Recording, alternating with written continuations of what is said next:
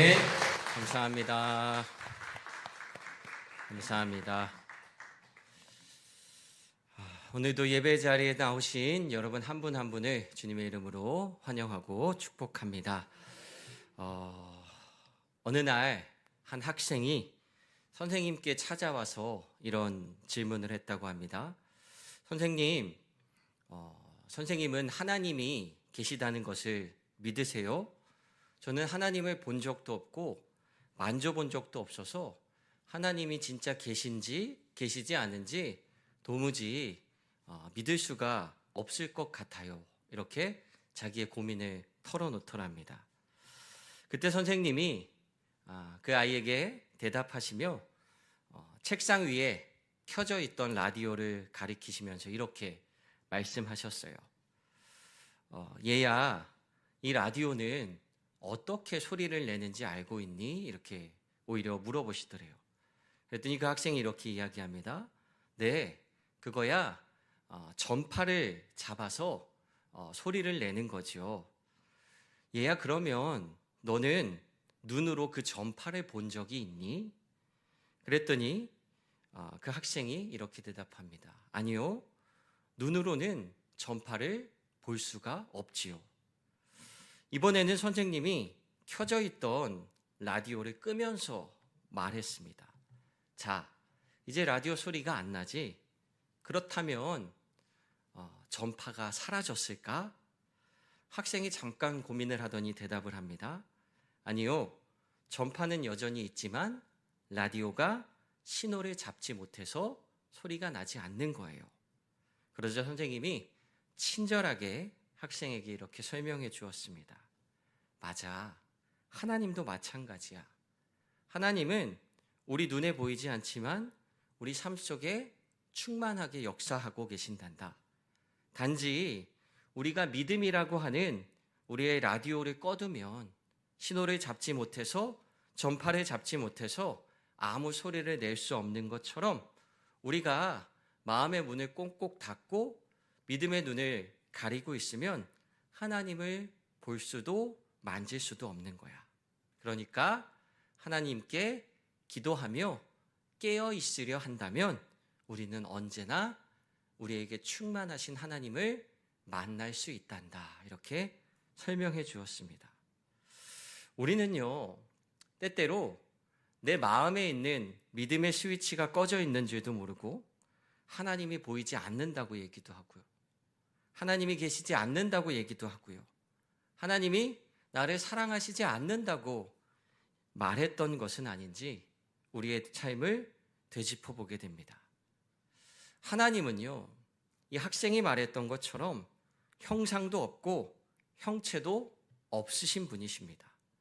오늘 본문인 신명기 4장 15절 말씀에도 모세는 이스라엘 백성들에게 이렇게 강조합니다. 함께 읽겠습니다. 여호와께서 호렙산 불길 중에서 너희에게 말씀하시던 날에 너희가 어떤 형상도 보지 못하였은즉 너희는 깊이 삼가라. 이 말씀을 세번역 성경으로 보니까요, 이렇게 이야기하고 있습니다.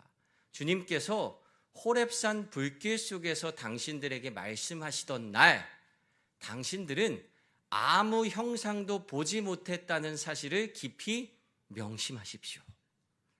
이스라엘 백성들은요, 호렙산에서 하나님이 불길 중에 나타나 말씀하시는 것을 경험했습니다.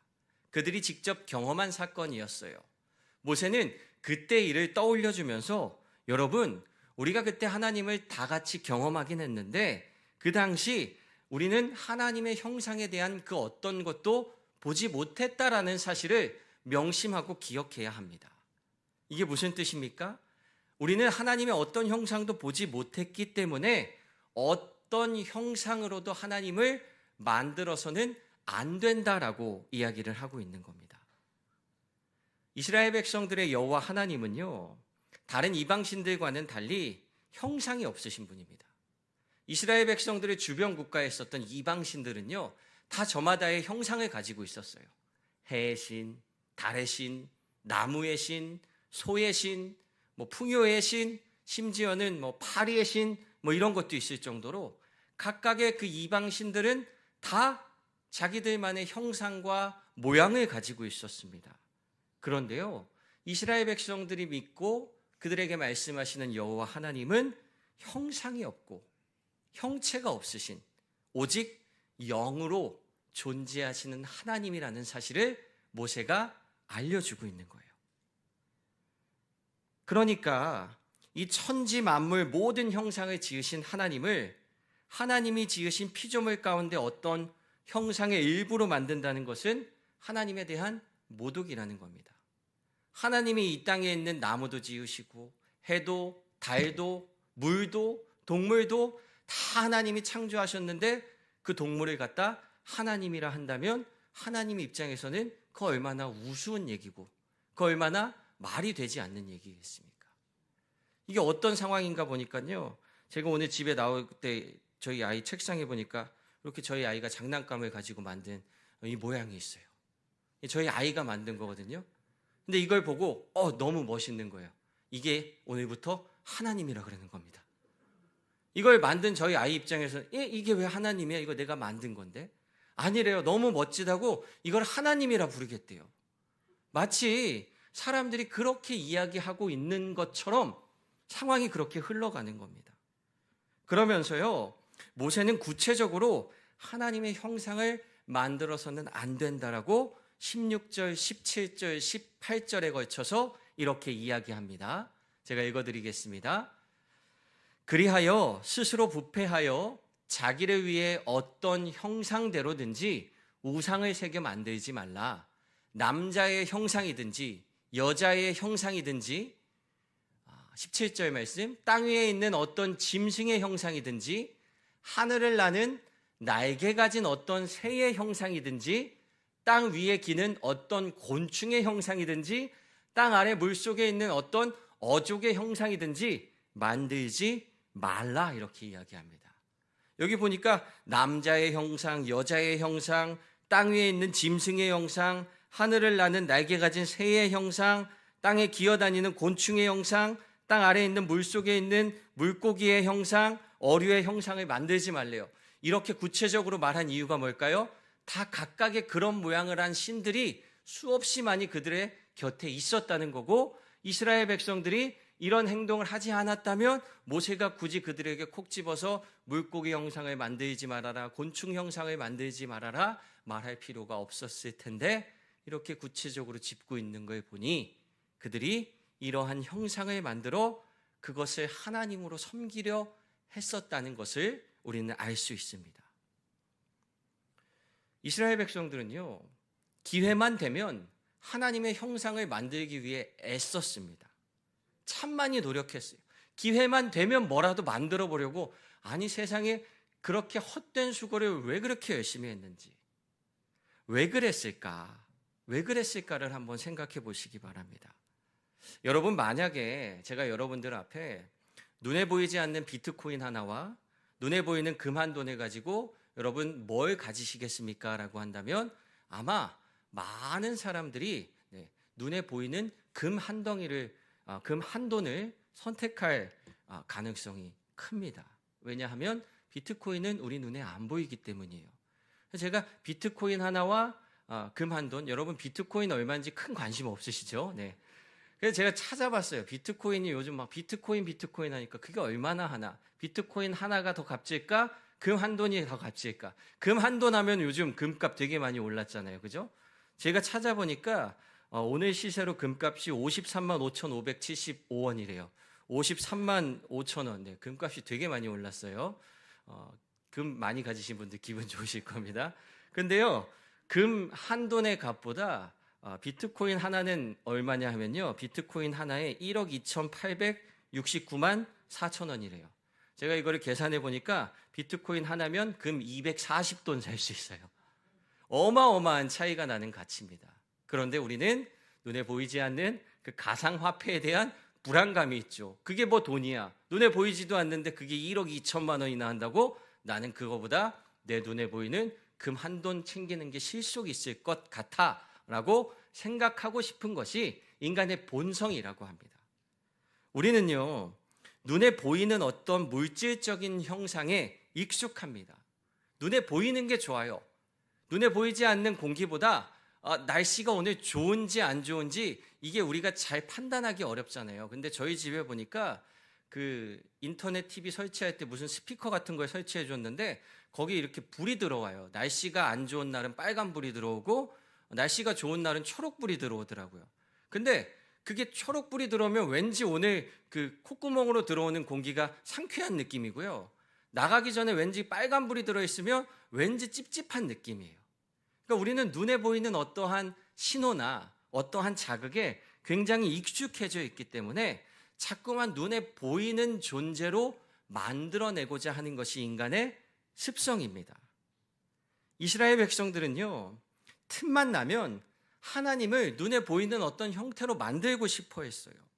그런데 아까 모세가 이야기했던 것처럼 호렙산에서 이스라엘 백성들에게 하나님이 나타나실 때 하나님은 어떤 형상도 어떤 형태도 가지지 않고 이스라엘 백성들에게 나타나셨습니다. 왜냐하면 하나님은 영이시기 때문에. 하나님은 우리와 같은 육체를 가지신 분이 아니시고요. 하나님은 어떤 형체를 가지신 분이 아니라 하나님은 영이시기 때문에 우리는 그 영이 분명히 존재하지만 그것을 눈으로 확인할 수 없습니다. 그래서 모세는 자꾸만 하나님을 어떤 형상으로 만들어서는 안 된다라고 이스라엘 백성들에게 거듭해서 강조하고 있는 거예요. 오늘 본문 19절과 20절 말씀을 세번역 성경으로 제가 읽어드리겠습니다. 눈을 들어서 하늘에 있는 해와 달과 별들, 하늘의 모든 천체를 보고 미혹되어서 절을 하며 그것들을 섬겨서는 안 됩니다. 하늘에 있는 해와 달과 별과 같은 천체는 주 당신들의 하나님이 이 세상에 있는 다른 민족들이나 섬기라고 주신 것입니다. 그러나 당신들은 주님께서 용광로와 같은 이집트에서 건져내셔서 오늘 이렇게 자기의 소유로 삼으신 백성입니다. 이스라엘 백성들이 노예로 살아가던 이집트 땅의 사람들은요, 태양을 신으로 숭배했습니다. 하늘에 있는 태양. 이집트의 왕을 파라오라고 하죠. 성경에는 바로라고 기록되어 있습니다. 파라오. 이 파라오라는 말의 뜻이 뭐냐 하면요, 고대 이집트에서 가장 강력한 태양신을 라라고 했는데, 파라오, 라의 아들이라는 뜻이 바로 파라오입니다. 이집트의 왕은요, 태양신의 아들이라는 존재로 불릴 정도로 이집트에서는요, 이 태양신이 그들에게 굉장히 중요했어요. 그런데 히브리인들이 어디서 노예 생활을 했습니까? 430년 동안 이집트에서 노예 생활을 하면서 날마다 그들이 섬겼던 라라고 하는 그 태양신을 섬기는 모습을 보고 지냈던 거예요. 무려 400년이 넘게. 그러니까 주인집 신인 그 태양신이 되게 위대하다라는 것을 자기들도 모르게 세뇌당하고 있었던 겁니다.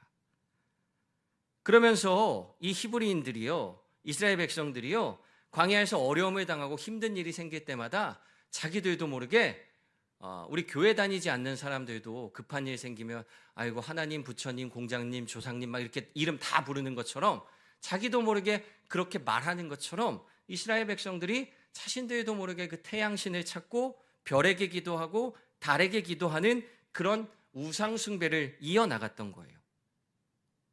그에 대해서 모세가 단호하게 이야기합니다.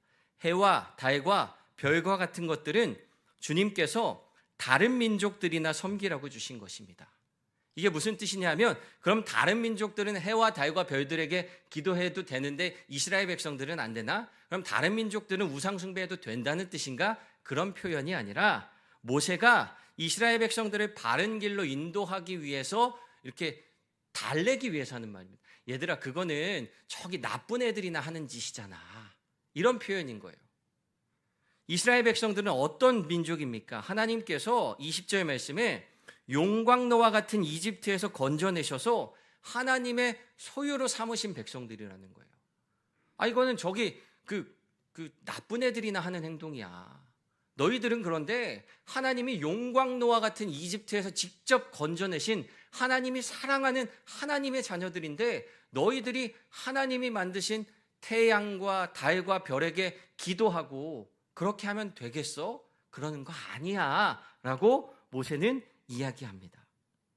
그러면서 23절과 24절 말씀에 이렇게 이야기하죠. 너희는 스스로 삼가 너희 하나님 여호와께서 너희와 세우신 언약을 잊지 말고 내 하나님 여호와께서 금하신 어떤 형상의 우상도 조각하지 말아라.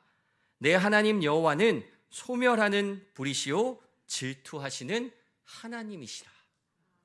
하나님은요 질투하시는 분이시래요. 여러분, 하나님이 질투하신다 그러니까 저는 이 질투하시는 하나님이라는 표현 자체가 제 마음속에 그렇게 썩 감동적으로 다가오진 않아요. 좀 꾸질꾸질해 보여요. 아니, 우리는 질투는 한낱 우리 사람들이 다른 사람에 대해서 하는 감정이잖아요. 내가 좋아하는 이 사람이 다른 사람을 좋아할 때 우린 질투한다라고 이야기하는데, 아니 왜 하나님이 질투를 하시지? 아니 굳이 뭐 하나님이 내가 다른 사람 좋아한다고 질투하실 필요가 있나? 라는 생각이 들어요. 그런데 이 성경을 찾아보니까요, 여기 오늘 본문에 질투하다라고 번역한 히브리어 칸나라는 단어는요, 인간이 사용하는 질투의 감정을 표현하는 단어가 아닙니다. 여기서 표현하고 있는 칸나라는 이 히브리어는요, 하나님께 대해서만 쓰이는 단어예요. 그러니까 인간이 누군가를 질투하는 감정을 칸나라고 표현하는 게 아니라 하나님이 인간에 대한 감정을 표현할 때 쓰는 말입니다. 그런데 그게 어떤 뜻이냐 하면 하나님의 거룩하심에서 비롯된 의로움을 향한 능동적인 열정이래요. 제가 써놓고도 이게 말이 잘 썩 와닿지가 않아요. 하나님이 거룩함에서 비롯된 의를 향한 능동적인 열정, 이게 뭘까? 예를 들면 이런 겁니다. 만약에 우리 자녀가 제가 아빠인데 저를 아빠로 여기지 않고 맛있는 사탕 사주고 맛있는 초콜릿 사주는 다른 아저씨를 저 아저씨가 맛있는 거 많이 사주니까 아빠로 여긴다는 거예요.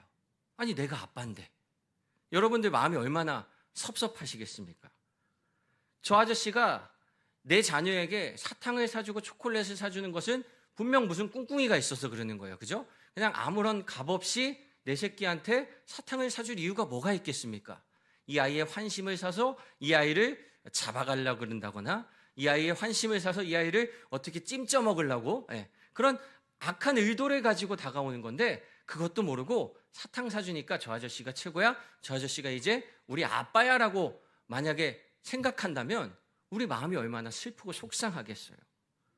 단순히 이 아이가 나를 선택하지 않고 다른 사람을 선택했다라는 것에 화가 나고 속상한 게 아니라 사랑하는 내 자녀가, 사랑하는 나의 백성이 잘못된 길을 가고 있다라고 생각이 드니까 거기서 마음이 슬프고 애통하고 화가 나는 감정을 오늘 히브리어로 칸나, 이걸 번역해서 우리는 하나님께서 인간에 대해 질투하신다라고 표현해 놓은 겁니다. 그러니까 하나님이요 질투하신다 그래서 야 너희들 나만 섬겨, 나만 좋아해야 돼, 안 그러면 나 삐질 거야, 이런 질투라는 개념이 아니라 하나님께서 우리에게 유치하게 그렇게 한낱 내 마음을 돌려놓기 위해서 질투하시는 게 아니라 하나님의 백성들이 우상을 따라가면 가짜 신에 빠지면 결국 파멸에 이르게 된다라는 것을 알고 그것을 막기 위한 하나님의 감정, 우리가 잘못된 길로 나가는 것을 막기 위한 능동적이고 거룩한 하나님의 열정을 질투라고 표현해 놓은 겁니다. 그래서 모세는 뭐라고 이야기하냐면요, 하나님은 너희에게 질투하신대요. 하나님이 그거 옳지 않기 때문에 너희들 그렇게 가면 안 돼. 하나님이 너희들을 그 정도로 사랑하시고 하나님이 너희들을 그 정도로 특별하게 생각하고 계시다라는 것을 계속해서 이스라엘 백성들에게 말해주고 있는 겁니다. 오늘 우리는 시간 관계상 본문의 24절까지만 읽었는데요, 하나님 외에 다른 우상을 섬기지 말라는 내용이 이 신명기 4장 40절까지 쭉 이어져 있습니다. 모세는요 이스라엘 백성들이 장차 가나안 땅에 들어간 이후에도 절대 우상을 섬기면 안 된다라고 강조하며 가르쳐 줍니다. 신명기 4장 25절 26절 말씀입니다. 같이 한 목소리로 함께 읽겠습니다. 내가 그 땅에서 아들을 낳고 손자를 얻으며 오래 살 때에 만일 스스로 부패하여 무슨 형상의 우상이든지 조각하여 내 하나님 여호와 앞에 악을 행함으로 그의 노를 일으키면 내가 오늘 천지를 불러 증거를 삼노니 너희가 요단을 건너가서 얻는 땅에서 속히 망할 것이라. 너희가 거기서 너희의 날이 길지 못하고 전멸될 것이니라. 이 마치 너희가 거기서 너희의 말이 길지 못하고 전멸될 것이니라, 속히 망할 것이라 이렇게 써놔서 마치 이스라엘 백성들에게 저주하는 것과 같은 느낌을 받을 수 있는데요. 이건 저주의 말이 아닙니다. 망하지 말라고. 속히 너희가 거기서 망하지 말고 전멸되지 말라고, 그와 같은 어려움에 빠지지 말라고, 우상 숭배하면 그렇게 되니까 그 길에 접어들지 말라고 모세가 자기의 가장 사랑하는 그 이스라엘 후손들에게 당부하고 있는 말이에요. 그런데 현실은 어땠습니까? 그로부터 수많은 시간이 흐른 뒤에 이스라엘 백성들이 가나안에 들어가서 정착하고 나라를 이루어 살다가 그들은 하나님이 아닌 다른 이방신에 빠지게 된 결과로 나라가 두 개로 분열됩니다. 그리고 결국 그들은 이 오늘 본문 26절에 말한 것처럼 망해서 그 날이 거기서 길지 못하고 전멸되어 버리고 말지요. 생각해 보세요. 노예였던 자기들을 제사장 나라로 세워주신 분이 누구십니까? 광야 40년의 시간 동안 하루하루 그들을 안전하게 지켜주시고 하나님이 약속하신 그 가나안 땅까지 완벽하게 인도해 주신 분이 누구십니까? 하나님이시잖아요. 그러면 그 하나님을 섬기는 것이 마땅한데 왜 그들은 말도 안 되게 한낱 나무나 돌로 깎아놓은 우상을 섬기고 거기 절하고 거기 마음을 빼앗겼던 이유가 뭘까요? 왜 대체 이 사람들은 이렇게 말도 안 되는 선택을 했을까? 두 가지 이유가 있습니다. 첫 번째는요, 주변의 이방 나라들이 모두 그런 행동을 했어요. 돌이나 나무를 깎아서 우상을 만들고 거기 절하고 그 사람들이 제법 잘 살았습니다. 그럼 저렇게 하면 우리도 잘 살겠구나. 그러면서 그들과 같은 문화에 동화돼서 그 지역 사람들과 함께 편하게 지내길 바라는 마음으로 가나안에 있었던 우상들을 숭배하기 시작합니다. 저 사람들이 저렇게 사니까 저 사람들과 싸우지 않기 위해서, 저 사람들과 껄끄러워지지 않기 위해서 우리도 그와 같은 모습으로 우상을 숭배하자라고 생각했던 거예요. 오늘날 우리들도 비슷한 경험을 하죠. 우리도 세상의 가치관에 뒤처지지 않고 잘 따라가야만 안전하고 편안하다고 느낍니다. 하나님의 방식대로 이 세상을 살아가는 거 참 좋아요. 그런데 우리는 하나님의 백성이긴 하지만 우리가 살아가는 곳은 이 땅이니까 이 땅의 방식도 우리가 어느 정도는 습득해서 어울리면서 살아가는 게 지혜로운 거 아니냐라는 착각에 빠집니다. 가장 흔한 예로 우리가 교회 다니기 시작하면서 이제 직장에서 회식하거나 할 때 그 회식 문화에 대한 갈등 같은 거 굉장히 많이 하잖아요. 젊은 청년들도 중고등학생 때까지는 큰 문제를 느끼지 못해요. 왜냐하면 고등학교 때까지는 술 마시면 안 되니까. 근데 대학교 가서 이제 대학교 문화에 이렇게 젖어들게 되고 믿지 않는 친구들과 함께하는 자리에 가면서 그리스도인으로서 도대체 어떻게 해야 되냐라는 그런 갈등을 굉장히 많이 느낍니다. 우리가 그리스도인이라고 하더라도 굳이 그 자리를 피하거나 이렇게 자꾸 빠지면 껄끄러워질까 봐. 우리가 그 사람들과의 그 문화에 뒤처지면 안 되니까 자꾸만 거기에 함께 하다 보니까 그 문화를 끊어내지 못하는 거예요. 하나님이 싫어서 세상 문화를 따라가는 게 아닙니다. 하나님 좋아해요. 그런데 세상 문화도 가져야 될 것 같아요. 그런데 그렇게 둘 다를 선택한 결과는 어떻습니까? 우리가 하나님도 선택하고 세상도 선택해서 하나님을 더 사랑하게 되는 게 아니라 서서히 하나님은 잊혀져 가고 세상의 문화에, 우상적인 문화에, 하나님이 아닌 다른 가치에 우리의 마음을 빼앗기더라는 겁니다. 여러분, 하나님을 선택하면요, 세상과는 불편해지는 게 당연한 겁니다. 그런데 세상과 불편해지는 것을 너무 걱정하지 않으셔도 됩니다.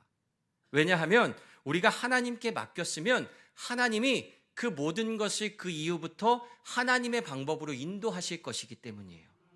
내 걱정입니다. 내 걱정. 이렇게 하면 안 될 것 같고 이렇게 하면 망할 것 같은 것은 내가 하는 걱정이고요. 근데 그 걱정은 할 필요가 없어요. 왜? 우리의 삶을 하나님께 맡겼기 때문에. 믿음이라는 것은요, 하나님께 온전히 맡기는 겁니다. 이제부터 하나님, 제 삶은 하나님 겁니다. 하나님 마음대로 해보세요. 모든 선택권과 모든 나의 주권을 하나님께 갖다 드리는 게 믿음이지, 하나님 마음대로 해보세요 라고 해놓고 하나님이 마음대로 하시려고 그러면 아이 잠깐만요. 이건 이렇게 할게요. 아 잠깐만요. 그거는 못 맡기겠어요. 이렇게 하는 게 믿음이 아니라는 거예요. 우리는 세상을 바라보는 것이 아니라 하나님을 바라볼 수 있는 온전한 믿음의 성도들이 되어야 합니다.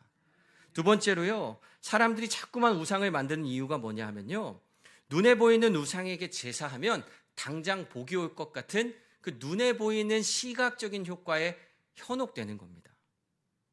눈에 보이는 것은요, 즉각 효과가 나타날 것 같아요. 그래서 사람들은 어떤 형상을 만들기를 굉장히 좋아합니다. 간혹 우리가 뭐 십자가 목걸이나 십자가 귀걸이나 십자가 액세서리, 자동차에도 십자가 걸어놓고 이런 거 하잖아요. 그러면서 어떤 생각을 하냐 하면 이 십자가가 나를 지켜줄 거야, 이런 생각을 할 때가 있어요. 그런데 여러분, 제가 분명히 말씀드리는 것은 십자가가 나를 지켜주지 않습니다. 절망적인 이야기인가요? 십자가는 나를 지켜주지 않습니다. 나를 지켜주는 건 누구십니까? 하나님이세요. 왜냐하면요, 십자가가 나를 지켜주지 못하는 이유는 이 십자가가 하나님이 아니기 때문이에요. 이 십자가는 뭐냐 하면요, 고대 로마 시대의 가장 잔인한 사형틀이 십자가입니다. 만약에 고대 로마 사람이 여러분을 우리 십자가 목걸이 하고 있는 걸 보면요, 굉장히 까무러치게 놀랄 거예요. 저 사람 얼마나 잔인한 사람이면 사형틀을 조그맣게 만들어서 목에 걸고 다닐까. 그들에게 십자가는 사형틀이에요. 그런데 우리는 이 십자가를 교회에 걸어놓고 이 십자가가 우리의 상징이 된 이유는 무엇입니까? 이 십자가에 달려 돌아가신 예수 그리스도의 사랑을 기억하고 그 희생과 은혜를 기억하자라는 의미로 십자가를 상징으로 보는 거지, 이 십자가를 섬기고 이 십자가를 하나님처럼 여기는 게 아니라는 거예요. 모세는요, 이스라엘 백성들이 그 어떤 형상에 빠져서 자꾸만 하나님을 형상화하고 자꾸만 하나님을 자기들의 생각 안에 가두려는 그 모든 행태를 끊어내라고 이야기합니다. 그러면서 신명기 4장 32절부터 35절까지 말씀에 모세는 아주 따뜻한 말로 그의 설교를 이렇게 마무리 짓습니다. 세번역 성경으로 제가 읽어드리겠습니다. 당신들이 태어나기 전에 하나님이 이 땅 위에 사람을 창조하신 날부터 지금까지 지나간 때를 깊이 생각해 보십시오. 하늘 이 끝에서 저 끝에 이르기까지 온 세계를 하나하나 다 보면서 깊이 생각해 보십시오. 그리고 이런 큰 일을 본 적이 있는지 들은 적이 있는지 물어보십시오. 당신들처럼 불 가운데서 말씀하시는 하나님의 음성을 듣고도 살아남은 백성이 또 있습니까? 주 당신들의 하나님이 이집트에서 당신들이 보는 앞에서 하신 것처럼 온갖 시험과 표징과 기사와 전쟁과 강한 손과 펴신 팔과 큰 두려움으로 한 민족을 다른 민족의 억압에서 이끌어내시려고 애쓴 그런 신이 어디 있습니까? 그러나 당신들에게 이것을 나타내셨으니 그것은 주님이 곧 하나님이시고 그분밖에 다른 신이 없음을 알게 하시려는 것입니다. 이어서 39절에는 이렇게 이야기합니다. 오늘 당신들은 마음에 새겨 분명히 알아둘 것이 있으니 주님은 위로는 하늘에서도 아래로는 땅에서도 참 하나님이시며 그 밖에 다른 신은 없다는 것입니다. 하나님 외에 다른 신은 없습니다. 우리 삶에도요, 하나님 외에 다른 하나님은 없다라는 사실을 기억하고 하나님만 내 삶의 하나님이라는 믿음의 고백을 가지신 여러분들이 되시기를 소망합니다. 하나님은 어떤 형상으로 보려면 절대 볼 수 없습니다. 왜냐하면 앞서 말씀드렸듯이 하나님은 영이시기 때문이에요. 설교를 시작하면서 말씀드린 그 예화처럼 전파는 우리 눈에 보이지 않습니다. 그런데 라디오를 탁 켜면 그 전파가 그 라디오에 접속이 되면서 소리로 변화가 되죠. 하나님은 우리 눈에 보이지 않지만 우리 안에 충만히 역사하셔서 우리가 믿음의 눈을 열고 영의 눈을 열고 그 하나님과 닿으면 하나님이 우리 삶에 충만하게 역사하신다는 사실을 기억하시기 바랍니다. 하나님이 안 보인다고, 하나님이 내 삶에 역사하지 않는다고 말할 것이 아니라 우리의 믿음의 눈을 열어야 합니다. 그러면 하나님이 여러분의 삶에 충만하게 역사하실 것이고요. 그 하나님이, 그 이스라엘의 하나님이 노예였던 이스라엘 민족을 제사장으로 삼아주시고 광야 40년의 기간 동안 하루하루 그들에게 먹을 것을 내려주시며 가장 안전하고 가장 완벽한 방법으로 그들을 가나안 땅으로 인도하셨던 하나님께서 오늘 여러분의 삶 가운데 가장 좋은 것으로, 가장 귀한 것으로 여러분의 삶을 인도하여 주실 것입니다. 그 영이신 하나님을 바라보며 하나님과 소통하는 저와 여러분의 믿음이 되기를 축복합니다. 기도하겠습니다. 사랑과 은혜가 많으신 하나님, 오늘도 귀하고 복된 이 날을 주님께서 기억하여 주시고 우리를 주님 전에 불러주셔서 하나님 앞에 예배하게 하시니 감사합니다. 우리 눈에 보이지 않지만 우리 삶에 충만하게 역사하시는 하나님을 우리의 마음으로 느끼며 믿음으로 고백하는 저희가 될 수 있도록 인도하여 주시옵소서. 세상의 화려한 물질보다, 세상의 어떤 좋은 가치보다 더 귀하고 높으신 그 하나님을 찬양하며 우리의 믿음으로 고백합니다. 주님을 향한 그 믿음으로 승리하는 저희 될 수 있도록 역사하여 주시옵소서.